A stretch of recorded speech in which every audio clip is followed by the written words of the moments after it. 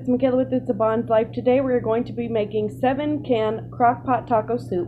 So what you're going to need, 2 cans of diced tomatoes, kidney beans, some corn, pinto beans, black beans, rotel tomatoes, a 32-ounce container of chicken broth, and some taco seasoning. And then optional, you can throw in some Hidden Valley ranch mix. I got this from Costco, but you can use the packets if that's what you have. So the first thing you are going to do is to ground up your ground beef, ground turkey, ground chicken, anything you want really, and put it in the crock pot. Now you're going to add your taco seasoning mix. You can also do this while the ground turkey is cooking, but I like to add it in like this. Then you're going to add your whole container of chicken broth. And I'm using low sodium chicken broth, but you don't have to use that. You can also use vegetable broth, beef broth, anything you want really. Now we're going to add the rest of our cans. For the diced tomatoes, I use basil and garlic, and then garlic and olive oil, but you can use regular or any kind of flavor that you would like. So I'm going to put in 1 can of corn, 1 can of rotel,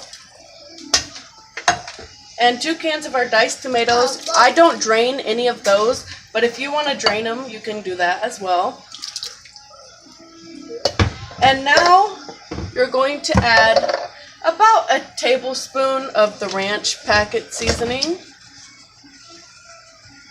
So for the beans, I like to put them in a colander and give them a little rinse before I put them in my soup. But if you don't want to do that, you don't have to. Now we're going to add in the beans. If you don't like these kinds of beans, you can certainly use whatever kind you have. Now we're just going to mix it all together really well. I'm going to add a teaspoon of salt and a little bit of pepper, but not too much because I already seasoned my meat. So I don't want it to be too salty, but you could definitely check it after maybe a few hours and adjust the spice level. So now what we're going to do is put the lid on, and it is going to cook for 4 hours. And I will see you guys then. And this is what the soup looks like. I went ahead and put some in the bowl. Now I'm just going to add some shredded cheese along with my tortilla strips. Alright, I added a little bit of cheese with my tortilla strips, and that is how you make this dish. Thank you guys so much for watching. I'll see you in our next video.